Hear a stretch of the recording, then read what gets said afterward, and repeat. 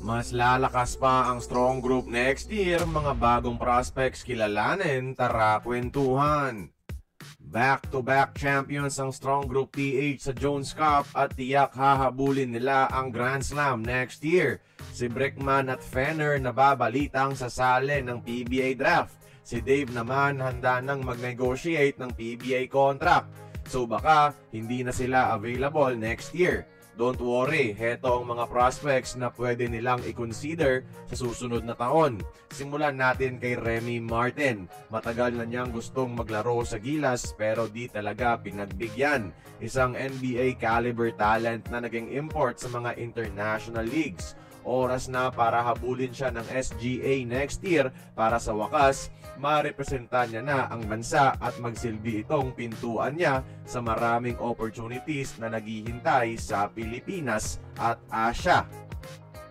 Sunod si Kameka Hepa, Phil-Am 6'11" center na may NBA Summer League experience. Oras na para i-reintroduce nila sa Philippine basketball itong si Hepa. Hindi siya eligible bilang local sa Gilas pero dahil may Philippine passport, considered siya as local Pinoy sa mga liga outside FIBA gaya ng Jones Cup.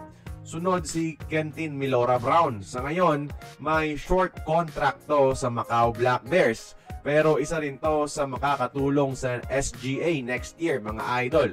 Exposure niya rin to para mapansin sa mga malalaking liga dito sa Asia o sa gitnang silangan ng mundo, mga idol. US NCAA Division 1 talent itong si QMB bago maglaro sa UAAP. Tandaan natin yan. Panghuli, si Kihei Clark, mga idol. Isa ring legend sa US NCAA Division 1. Oras na rin para marepresentan niya ang Pilipinas through strong group. May NBA Summer League at NBA G League experience. Bigating replacement itong si Kihei kung sakaling hindi available si Jason Brickman next year.